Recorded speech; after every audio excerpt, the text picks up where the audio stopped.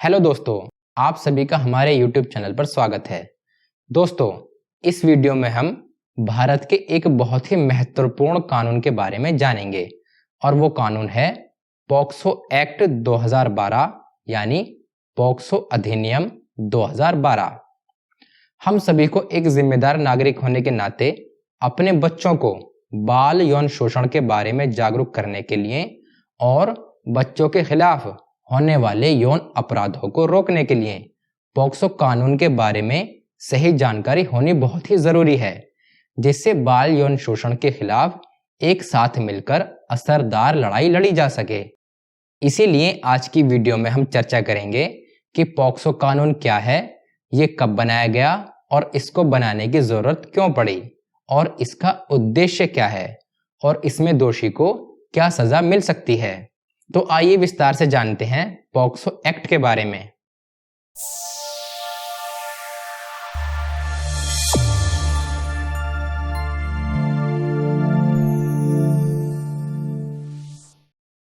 POCSO act या POCSO अधिनियम क्या है?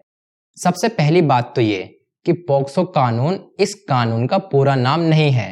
इसका पूरा नाम है protection of children from sexual offences act 2012। इसी को शॉर्ट में पॉक्सो कह देते हैं और इसका हिंदी में नाम है लैंगिक अपराधों से बालकों का संरक्षण अधिनियम 2012, यानी कि यौन अपराधों के खिलाफ बच्चों की सुरक्षा के लिए कानून। पॉक्सो एक्ट यह भारत का एक विशेष कानून है जिसे नाबालिग बच्चों को किसी भी तरह के यौन अपराधों से बचाने और बाल यौन घटनाओं को रोकने के लिए ही बनाया गया है। इसमें अलग अलग प्रकार के बाल यौन अपराधों को परिभाषित और उनका वर्गीकरण किया गया है। साथ ही इसमें इन अपराधों की गंभीरता के अनुसार अलग अलग सजा का भी प्रावधान किया गया है। दोस्तों, पॉक्सो एक्ट में कुल 46 ही धाराएं हैं। आइए अब जानते हैं पॉक्सो एक्ट के तहत नाबालिग होने की उम्र सीमा क्या है।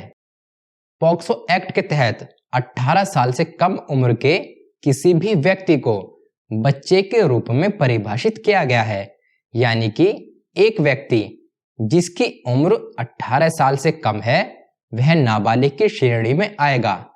इससे पहले एक नाबालिग की उम्र 16 साल की थी, जिसको बढ़ाकर 18 साल तक कर दी गई है। पॉक्सो एक्ट को और भी कठोर बनाने के लिए इसमें कई खास बदलाव भी किए गए हैं, जिनमें से एक ऐसा ही खास बदलाव ये है कि अब नाबालिग लड़कों को भी पॉक्सो एक्ट में शामिल किया गया है। पॉक्सो एक्ट में अब नाबालिग लड़के भी शामिल हैं।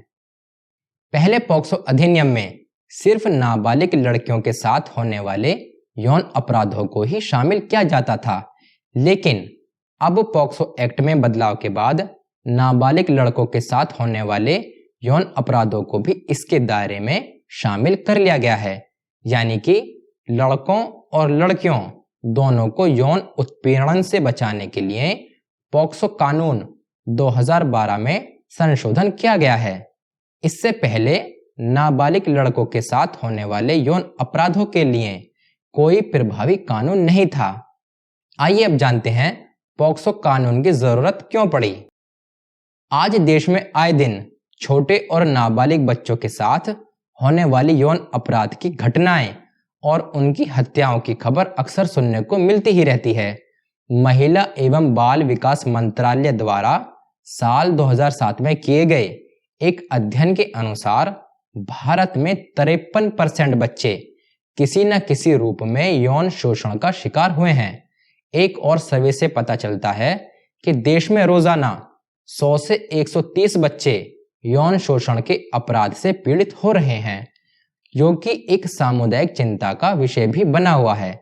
इसीलिए सालों से ये कोशिश की जा रही है कि बाल यौन अपराध को पूरी तरह से कैसे रोका जाए। इसीलिए यौन अपराधों से बच्चों की सुरक्षा करने के लिए पॉक्सो एक्ट यानी पॉक्सो अधिनियम कानून बनाया गया है। पॉक्सो कानून से पहले बाल यौन शोषण को आईपीसी यानी भारतीय दंड संहिता के तहत एक मामूली अपराध माना जाता था और सुप्रीम कोर्ट ने भी 1999 के साक्षी केस में बाल यौन शोषण से निपटने के लिए आईपीसी की अपर्याप्तता पर प्रकाश डाला था। आइए अब जानते हैं पॉक्सो एक्ट कब लागू किया गया। साल 2009 में महिला एवं बाल विकास मंत्रालय ने बाल यौन शोषण के बढ़ते मामलों को रोकने के लिए अपराध विधेयक का मसौदा तैयार किया, जिस पर सुप्रीम कोर्ट और महिला एवं बाल विकास मंत्रालय द्वारा पॉक्सो एक्ट तैयार किया गया और 14 नवंबर 2012 को भारतीय संसद द्वारा पूरे भारत में लागू कर दिया गया। पॉक्सो कानून द्वारा बाल यौन शोषण को एक गंभीर अपराध माना जाता है, जिसके लिए कड़ी से कड़ी सजा का प्रावधान होना चाहिए ताकि बच्चों के प्रति होने वाले यौन अपराधों को रोका जा सके। साल 2012 से पहले देश में बाल यौन अपराधों के लिए कोई विशेष नियम कानून नहीं था। आइए अब जानते हैं पॉक्सो अधिनियम का उद्देश्य क्या है। पॉक्सो अधिनियम का उद्देश्य है 18 साल से कम उम्र के बच्चों को सभी प्रकार के यौन अपराधों और उत्पीड़न से बचाना और ऐसी घटनाओं को रोकना, साथ ही उनके अधिकारों और हितों की रक्षा करना है। इसके अलावा पॉक्सो कानून का उद्देश्य है सभी प्रकार के बाल यौन अपराधों से संबंधित मामलों को संभालने और सुनवाई के लिए विशेष अदालतों की स्थापना का प्रावधान करना, जिससे न्याय निश्चित समय सीमा के अंदर जल्दी और प्रभावी ढंग से दिया जा सके और अपराधियों को कड़ी से कड़ी सजा मिल सके। आइए अब जानते हैं पॉक्सो अधिनियम के तहत कौन कौन से अपराध शामिल हैं।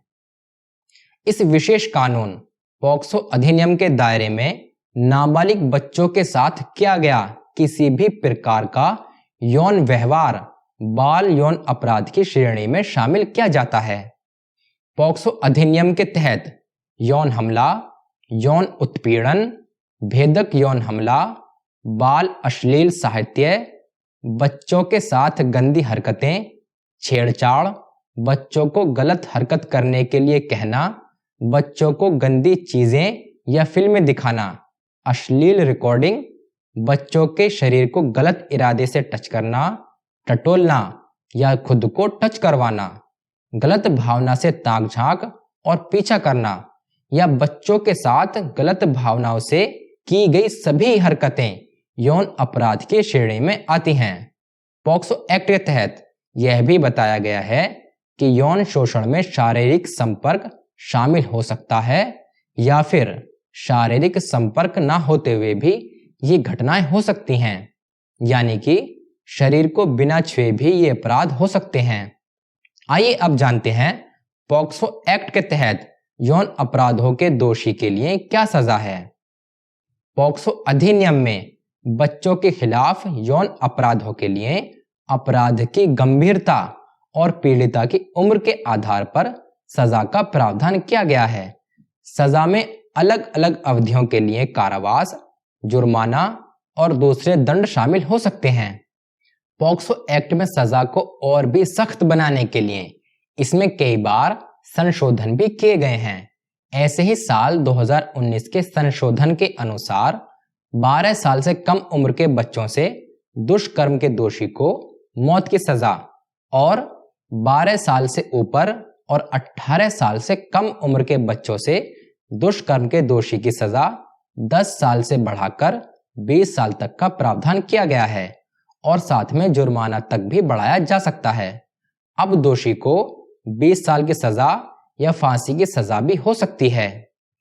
संशोधन के अनुसार पॉक्सो एक्ट के तहत यौन अपराधों के दोषियों के लिए सजा को मुख्यतः 2 श्रेणियों में बांटा गया है। पहली है 12 साल से कम उम्र के बच्चों के प्रति यौन अपराधों के लिए सजा। 12 साल से कम उम्र के बच्चों के खिलाफ होने वाले अलग अलग प्रवृत्ति के यौन अपराधों के लिए अलग अलग सजा का प्रावधान है और दुष्कर्म के लिए दोषी को 20 साल से लेकर आजीवन कठोर कारावास या मौत की सजा तक का प्रावधान किया गया है। साथ में जुर्माना भी लगाया जा सकता है। दूसरा है 12 साल से अधिक उम्र और 18 साल से कम उम्र के बच्चों के प्रति यौन अपराध के लिए सजा। 12 साल से ऊपर और 18 साल से कम उम्र के बच्चों के खिलाफ होने वाले अलग अलग प्रवृत्ति के यौन अपराधों के लिए अलग अलग सजा का प्रावधान है और दुष्कर्म करने के लिए दोषी को कम से कम 20 साल या आजीवन कठोर कारावास की सजा तक का प्रावधान है। साथ में जुर्माना भी लगाया जा सकता है। इस सब के अलावा अश्लील उद्देश्यों के लिए किसी भी बच्चे का उपयोग करने या बाल पोर्नोग्राफी के उत्पादन, वितरण या बिक्री के लिए कम से कम सजा 5 साल की जेल है, जिसे आजीवन कारावास तक बढ़ाया जा सकता है और साथ में जुर्माना भी हो सकता है। अगर पॉक्सो एक्ट के पहले के प्रावधानों की बात की जाए तो इसके मुताबिक दुष्कर्म के दोषियों के लिए अधिकतम सजा उम्र कैद और न्यूनतम सजा 7 साल की जेल थी और इस कानून के दायरे में नाबालिग बच्चों की उम्र सीमा 16 साल थी। आइए अब जानते हैं पॉक्सो अधिनियम 2012 की कुछ मुख्य विशेषताओं के बारे में। बाल यौन अपराधों की परिभाषा।